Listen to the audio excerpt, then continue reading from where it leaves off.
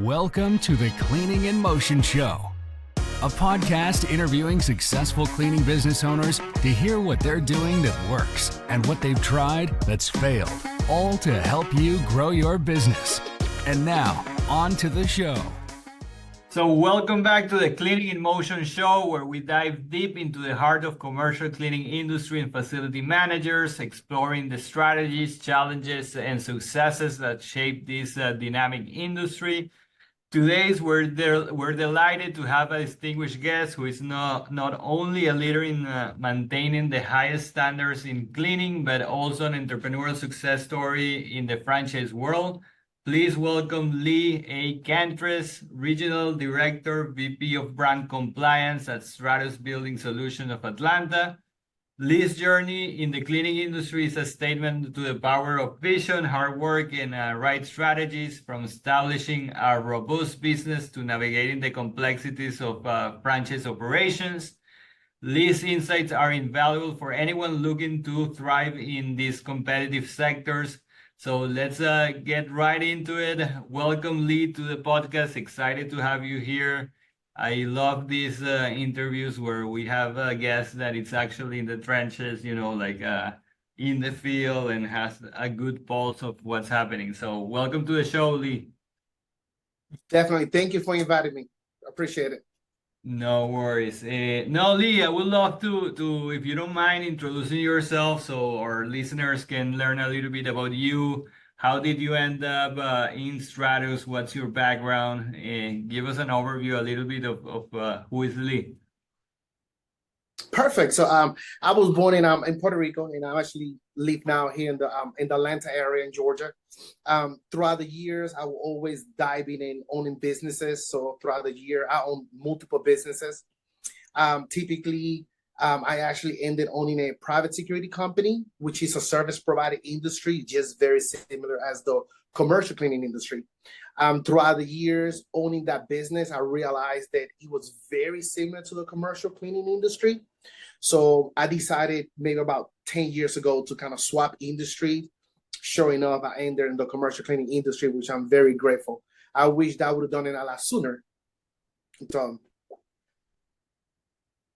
how many years? Walk me through the timeline. When was the transition to the cleaning industry? 2015. It was early 2015, and I always tell when I meet with new franchisees or people that get in the business, I always tell them I remember cleaning my first location. It was a location they should have took maybe 45 minutes. It took me 4 hours. Wow. I went in cleaning the location knowing that I know how to clean. I'm like, you know what? I cleaned my house before. I cleaned my room growing up. I can do this. And I went in, and sure enough, now I look back and I'm like, man, that location took me 40 minutes. I can't believe I was there 4 hours cleaning. And obviously at the time I didn't have the knowledge in how to properly clean and conduct myself throughout walking in a building. So I have came a long ways from 2015 to now. Yeah, man, you have definitely gone a long way since then. So running a successful cleaning business requires a mix of skills, no, and strategies that you have to implement.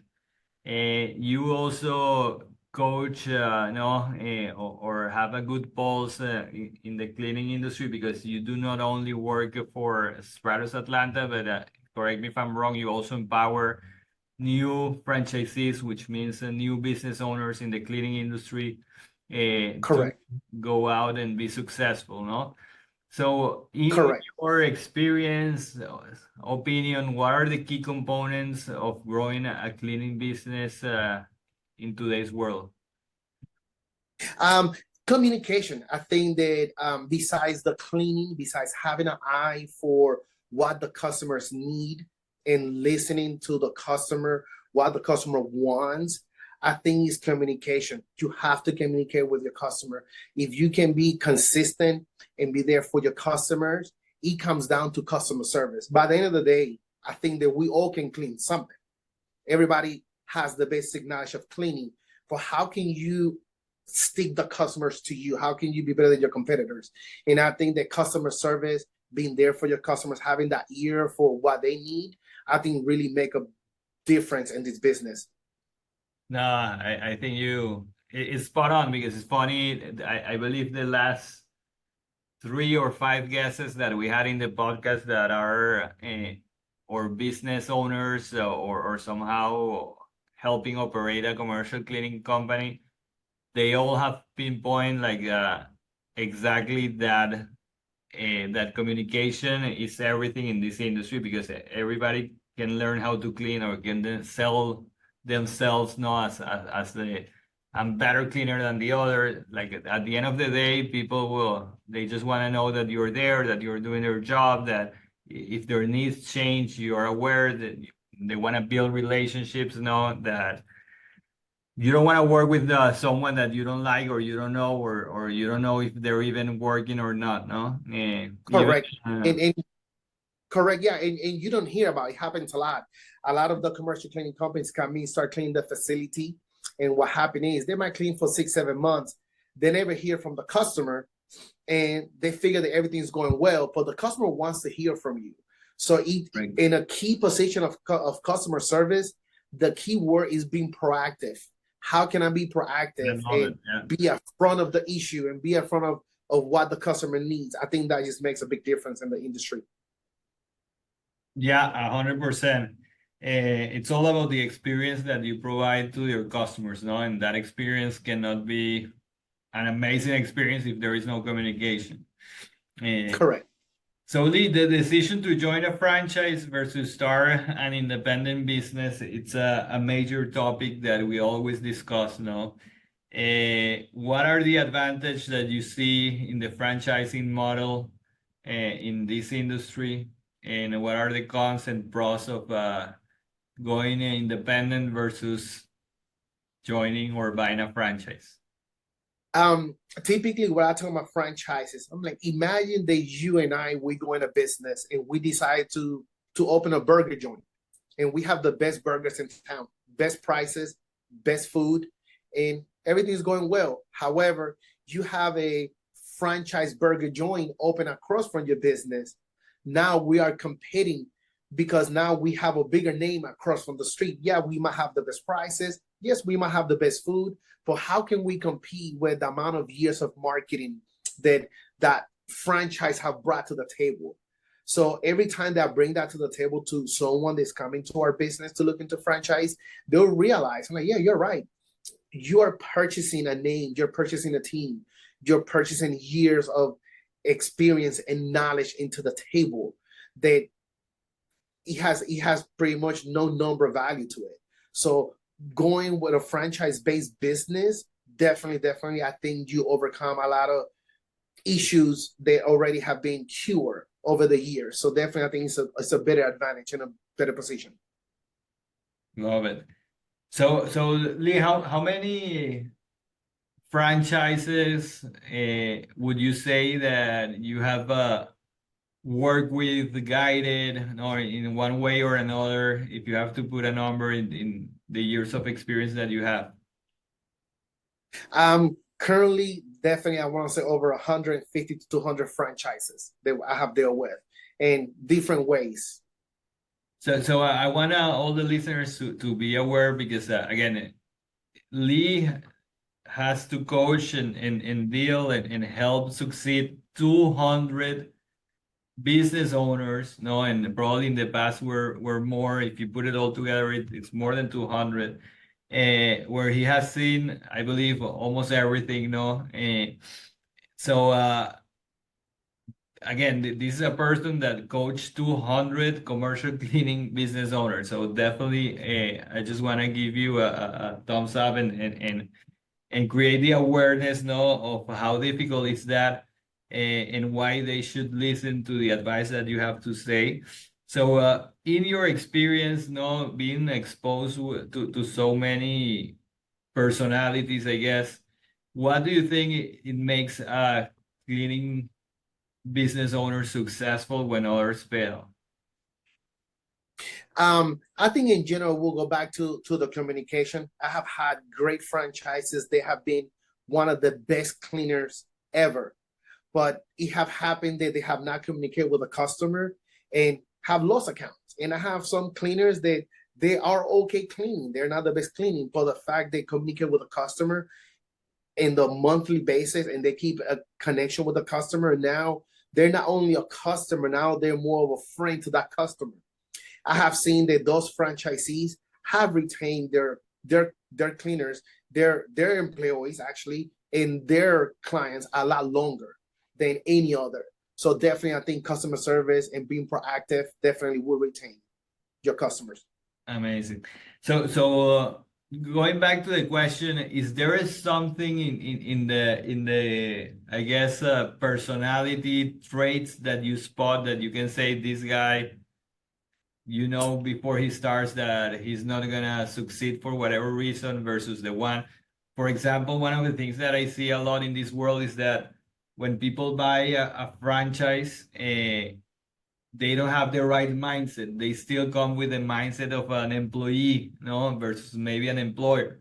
So they are just waiting for things to happen. And as a business owner, you can never wait things to happen, and you have to go and get it. So is there any traits, personality traits, or things that you have spotted that makes a franchise succeed versus someone who just is in a comfort zone or don't advance or even fail?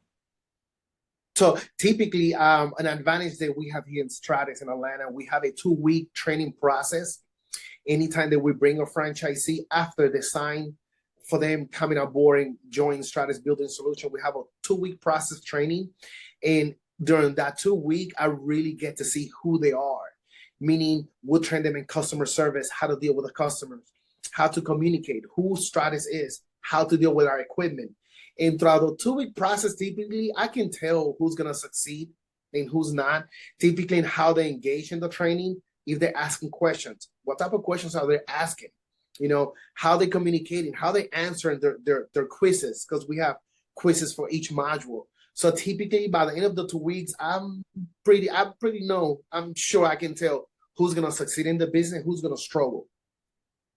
So what advice would you give to someone who is considering buying a franchise and is still hesitant if this is the right thing for me or not?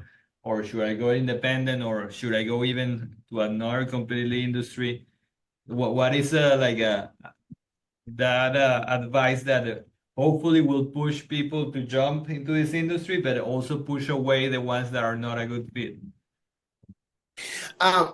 From someone that have owned different businesses throughout the year, definitely the cleaning industry to me is just a repetitive market. Meaning you get your customer, you're in a contract with a customer, and now it become very repetitive, the services that you're doing for your customer compared to all the businesses. So these are businesses that to me, it just makes sense. One. Second, everyone needs cleaning. Regardless what type of industry you are in, you need cleaning. Regardless if we're in a recession, if a business is open, somebody needs to be there cleaning physically. So I think that we are in the right business. So I'd really encourage anybody to really join this cleaning industry, which is a big market for everyone. As far as things to look for, typically you have to be communicated with your customer.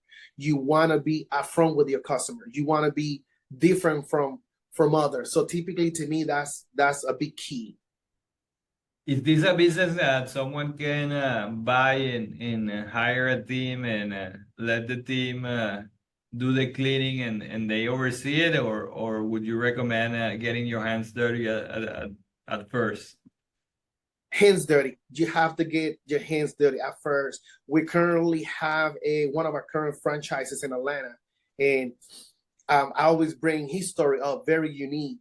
He came in, bought a pretty big package to start business with us, and he went through the whole cleaning process. The first day of him cleaning, I received a call from someone that was with him, and she was like, "Hey, I don't think that he's gonna last in this business." Obviously, now I'm very worried because he just purchased a franchise with us. So now I only have to find customers now, how he's gonna retain the customers. So the following day, I call him to the office. I'm like, "Hey, let's come up with a plan. I know that you invested money in this business, and that's fine that you are financially capable to do this, but how can you retain your business?" So we sat down and we spoke, and he never have cleaned before. I'm like, I've never cleaned anything. So I suggest, I'm like, I think you should clean for the next 6-7 months yourself. Before you hire someone, you need to understand what type of job they're doing. You need to understand what they're doing before you just purchase and hire and think that the business is going to run. Sure enough, right now he's been in the business for 3 years. He's currently travel once a month. He works about 2 days a week. Go visit his customers during the day. He currently has 9 employees. He has 3 crews of 3 employees each. Wow. And his business is going really, really well. As a matter of fact, as we speak, he's actually in Colombia right now. He's constantly traveling. He's like, I love it. The best decision I ever did, it was one, purchase a commercial cleaning to Stratus, a franchise to Stratus. And second, the best thing that I did was give up all my time for the first 7 months in a year to build the business correctly. Then now I can sit back and see everything produce and operate how it should. Nice. So how much can you share a little bit? How much money can you make as a unit franchisee? And in this case in Atlanta, like can people aim for 7 figures, for 6 figures, for multiple 7 figures? To be honest with you, it will be up to them. I'll tell everybody, I get asked that question right now. I have currently franchises making $35,000 a month, $50,000 a month. It will be up to you how much you can push in the business. I have a currently franchise with us that's currently making about $50,000 a month. The guy barely speaks English, but he understands the business. He communicates with his customers through email and text. So there's no excuse. I don't want to put a number because I think everybody will be different, but the potential is there, especially in the Atlanta market. Everybody knows Atlanta is full of businesses. It's a great market. Anywhere that you go in Atlanta, east, west, south, there's business located. And I think we're in probably one of the best markets in the country. No, I agree, and the Atlanta is growing like crazy. The opportunity is there. People just have to go and get it. So one of the things that if you go to YouTube, or social media, I think the franchise model can sometimes be misunderstood, in the sense that in some cases doesn't have the best reputation. Some people don't have the best experience, and some people don't understand the royalty fee and what does entail to pay a royalty fee and why you're paying a royalty fee. So can you tell a little bit about that? Like let's get that out of the way, because I've been watching a lot of YouTube videos and people are, I won't say everyone, of course, but there is a certain people that trash a lot, like the 3-tier model, Stratus, the Jampro, the Anago.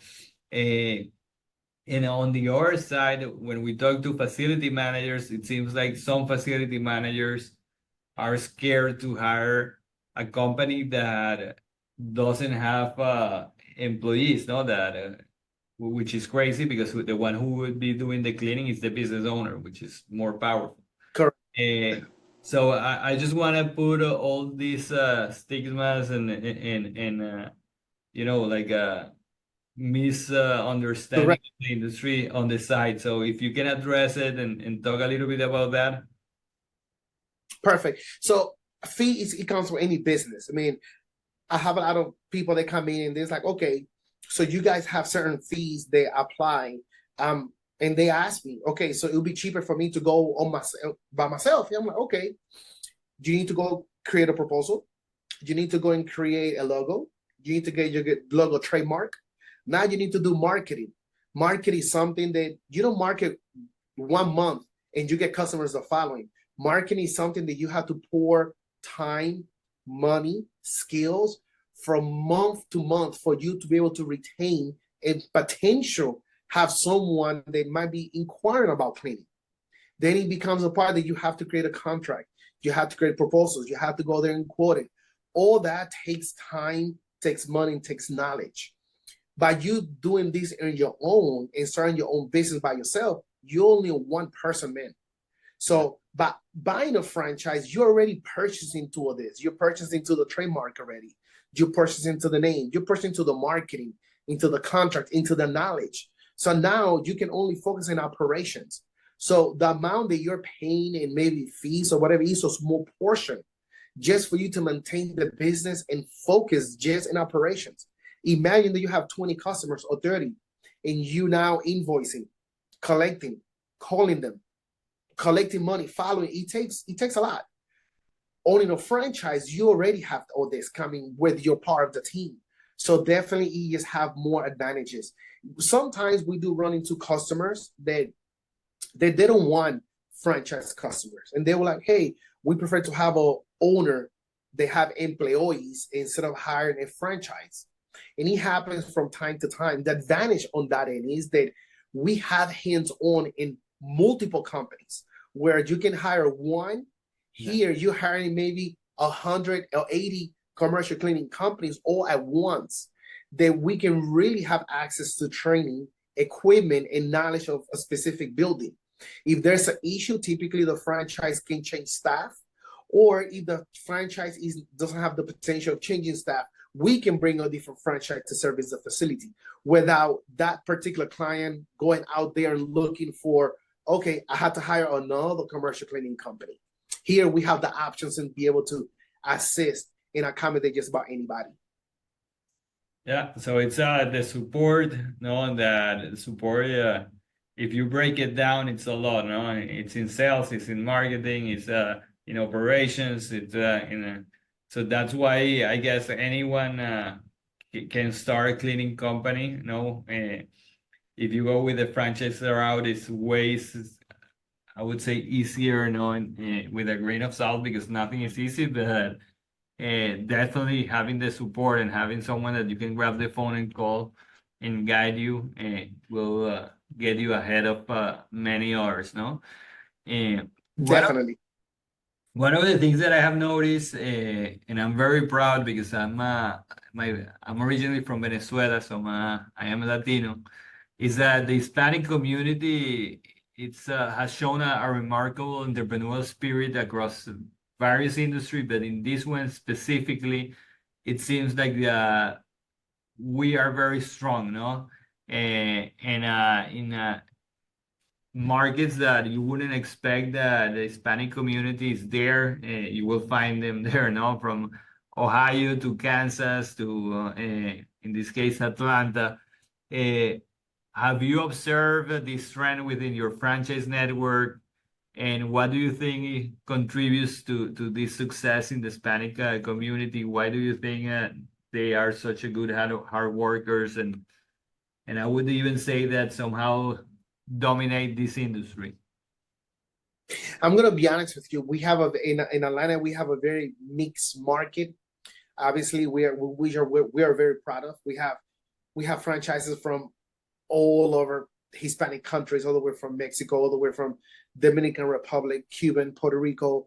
I mean, we have a lot of Asian communities from Burmese, Chinese. We have a lot of Vietnamese franchise owners in the industry, which is interested. However, I think that at least in the Atlanta market, we have a lot of Venezuelan in the community, which I'm very proud of, and I actually prefer as expanding. Typically, that's a question that I have asked my own Venezuelan franchise. I'm like, why Venezuelan people are in this industry? Like, I don't get it. So many other industry. And a lot of them reply back just based on the education that we have back home. A lot of them are business owners. I have franchises right now that I have one that was an engineer back in Venezuela. He owns a business here. Great guy, spent his business, very smart, came with a lot of education. I have another franchise that he was in the oil industry in Venezuela. Sure enough, came here, expand his business. So this is something that I see constantly coming from our Venezuelan franchises, and it's something that definitely we're taking advantage as a franchise. No, amazing. Yeah, fortunately for many of us in Venezuela, we had to leave the country without much, but yeah, the good thing is that we have good backgrounds. There is a lot of professionals out there and hungry for building a career or building a business that can make an impact. And it's great that you guys give that opportunity as well, no? And I think looking ahead into the future and now with the elections and there is so much uncertainty in many ways, no? I would love to hear your opinion on the evolution of this industry and where do you think it's gonna go in the next 2, 3, 5 years, based on your experience in the past. You've been again, you've been almost 10 years in the industry, so shine a light a little bit. What do you think it's gonna happen? How a recession can potentially impact the business, and how do you think this business will evolve? I'm gonna be honest with you, and this is a great question. Prior to COVID, since 2015, the market never struggled. We always had a growth. Yeah, there were times that maybe we slowed down with the growth, but it was always a growth in the business. Obviously, we all got affected by COVID.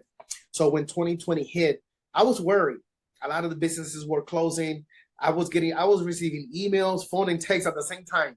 We got to cancel. We got to suspend services. So that was a little bit unusual for me. So I was a little bit worried. Sure enough, I want to say 4 or 5 days after, 30 days after everything started settling, then I noticed that, yeah, we might lose 10% of business, which that was a big number for us to lose within a month. But then the numbers start just going, erasing. And then I realized, I'm like, you know what? We are in the right business. We are proof by any type of recession, by any type of issue with the economy. I think we are solid proof. You will always have to have a business to operate, regardless. It could be a gym, it could be a hospital, it could be a clinic, it could be a school, it could be a car dealership, it could be government buildings, it could be just about anything. You need cleaning personnel. So the elections coming up, I'm not worried. Who gets elected or how the economy decide to go to. I'll be honest with you, as long as it's a business open, someone needs to clean. So we are 100% proof in this type of business. I am not worried. I'm expecting for the numbers to slow down a little bit closer to elections coming up in this year towards the end of next quarter, towards the end of the quarter of the year. But after that, I want to say 2025, January, it will start picking up once again. It will slow down now that we're going to lose business. We're just going to slow down the growth just throughout we go through that quarter. But once after that, I think we'll be back rock and rolling with our numbers. I love it. Yeah, I think history has proven themselves, no? Like in the sense of, I know a lot of cleaning companies that came way stronger after COVID, no, which was the ultimate test for this industry because most of the business were closed. And yeah, I know ours, of course, that didn't survive, but it were small business, but also that they stopped selling, no? You cannot never stop selling. And going back to the communication, if you have great communication with your clients, no, and you have a good pulse of what will happen, no? If they will close, don't close. If they will pause or yeah, you will have a little bit more of a higher view of what's the impact of any economical or external situation to your business if you have good relationships and communication with your clients, no? Definitely. And I think that makes a difference. Yep. So Lee, help me a little bit. What role does technology play in this business? Are you exposed to technology? Do you use any CRM or any? It can be in the sales, marketing, or even the operational side. No, I've been to a lot of conferences lately in the cleaning industry where you see all these cleaning machines. No, there is a conversations if people are still gonna clean in 2 years, 5 years, and in the behind the scenes in the operation side. Now there is all this AI, email, cold calling, how you get clients. There is so many things that you can do in terms of technology. I would love to hear from you that you're in the field. What role does technology plays in your operation in the day-to-day or in your franchise owners operation, if any? So definitely good question. And people have asked me before, hey, are you worried that eventually the cleaning companies are going to get replaced? No, I'm not worried about it. I was watching a YouTube video early today of a bathroom in Europe they're trying to throw out there, I guess, for the community, where every time somebody uses it, the toilet actually falls, clean I themselves, know it's and then amazing. Yeah. water comes in and just clean the whole floor, and then in 5 minutes someone can use it. But there's still somebody have to replace the paper product. There's still somebody that has to detail. There's still somebody that has to make sure everything is working. It will fall on us, on the cleaning industry. So I'm not too worried about any technology taking us. We will still need a human behind pushing buttons and getting things kind of organized. So on that end, I'm not worried. On our sales part, technology, yes, we use a lot of technology. How to obtain franchises, and stuff that actually we use a lot of social media. That's why we use Clean Emotion. So you guys use a lot of technology just to bring those franchises here, which technically they are customers. And the sales side, we use a lot of CRM to communicate with customers and save data information for us to follow up with our customers and who might be potential needing cleaning. So we use different sides of ways of technology. And the operational side, yes, we do a lot. Obviously, the standard email is technology. And now Stratus developed a app that we can actually communicate with our franchisees and customers. So it's something that is getting ready to launch. We're very excited for it to come out. It's already created. We haven't had a date when it's going to be launched, but customers can actually message the cleaning crew through just an app. Hey, I might need toilet paper. Can you dose these areas or whatever the case is? That app would develop a ticket where we can actually track how quick that issue has been fixed or that concern have been fixed. So I think that's going to be a game changer for us in the Atlanta area. I think we will be having one of the only commercial cleaning companies with an app. They can connect the franchise and the customer. So I'm super excited about that. So yes, we have to take advantage of technology. Well, there you go. Yeah, you put your mouth where your money is, no? So you have been preaching about communication since we started the episode, and I love that you guys are coming up and you invested, or Stratus invested in this technology, which it translates into having better communication and visibility, between the client and service provider. So yeah, I think definitely that can be a game changer. Lee, I thank you so much for your time and sharing the knowledge. We're gonna wrap up with one more question. I would love to hear from you any final advice for any existing commercial cleaning business owner who is currently or struggling or wants to take his company to the next level. What would you say to them? I'm definitely looking into joining a franchise like Stratus. They can take your company to the next level. They can bring the customers to the palm of your hand. Instead of you going out there looking for these customers, trying to knock in doors, doing all these sorts of things that you might not have knowledge and experience, consider contacting a company like Stratus where we can develop your business, where we can take your business to the next level. Perfect.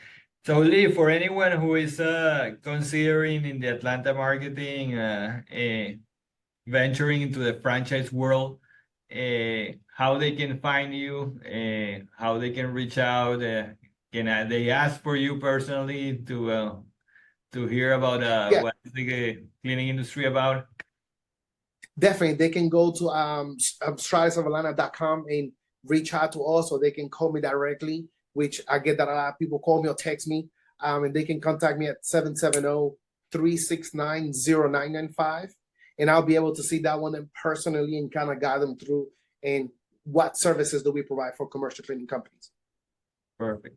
Lee, thank you so much for sharing I wouldn't say all your knowledge, but sharing a lot of knowledge. I think this is an amazing episode that will benefit a lot of the unit franchises that we have in the audience. So thanks again for your time. And yeah, I see you everyone in the next episode. Have a great week. Perfect. Thanks. Thank you so much. Thank you for listening to the Cleaning in Motion Show. Make sure you subscribe so you don't miss any future episodes. In the meantime, find more resources, including more sales and marketing tactics online at cleaninginmotion.com. That's cleaninginmotion.com. Until next time.